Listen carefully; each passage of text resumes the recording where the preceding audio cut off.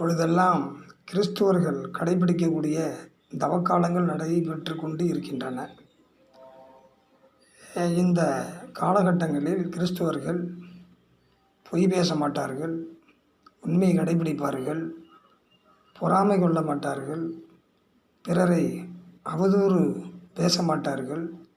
இப்படி பலவிதமான கட்டுப்பாடுகளோடு விரதத்தை கடைபிடிப்பார்கள். இப்படிப்பட்ட காலத்தில் கிறிஸ்துவர்களுடைய மேன்மையை பறைசாற்றும் வண்ணம் அன்று செய்தித்தாளில் இயேசு கிறிஸ்து அவர்களுடைய கருத்துக்களை வெளியிட்டிருந்தார்கள். அவர் கூறிய கருத்துக்களை உங்களிடம் இப்பொழுது நான் கூற இருக்கின்றேன். இயேசு கிறிஸ்து என்ன கூறியிருக்கிறாராம்? வயதான தாய் தந்தையர்களை எவ்வாறேனும் காப்பாற்ற வேண்டும், அவர்களுக்கு வேண்டிய பணிவிடைகளை செய்ய வேண்டும், அவர்களை கைவிட்டு விடக்கூடாது, கடைசி வரையிலும் அவர்களுக்கு வேண்டிய சீரிய பணியை ஆற்ற வேண்டும். அதை தான் நான் விரும்புகின்றேன்.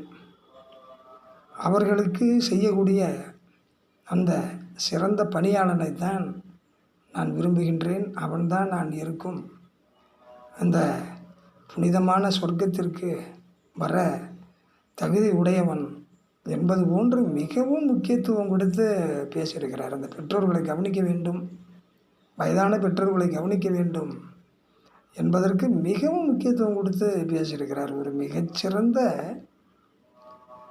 புனித பயணத்தை மேற்கொண்ட இயேசு கிறிஸ்து அவர்கள் சாதாரணமாக அவர் இந்த கருத்துக்களை சொல்லிவிடவில்லை.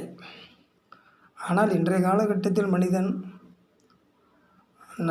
பெற்றோர்கள் நன்றாக இருக்கும் காலத்துக்காட்டங்களில் அவர்களிடமிருந்து பெற வேண்டியவைகளை எல்லாம் பெற்றுக்கொண்டு அவர்கள் வயதான காலத்தில் துன்புறும் பொழுது கைவிட்டு விடுகின்றான், மூலையில் ஒதுக்கி வைத்து விடுகின்றான்.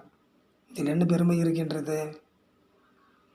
ஆனால் இயேசு கிறிஸ்து அவர்கள் கூறியபடி ஒருவன் நடந்து கொண்டானால் அவன் மிகச்சிறந்த மேன்மையுடைய இந்த மனித மாண்புடைய மனிதனாக திகழ்வான் என்பதில் ஐயமில்லை. சிலர் என்ன செய்கிறார்கள்?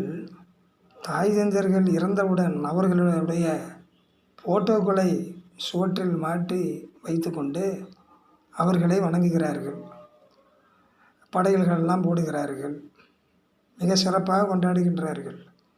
இருக்கும் பொழுது செய்யாத அவர்கள் இல்லாத பொழுது செய்கிறார்களே, அதில் என்ன பயன் இருக்க முடியும்?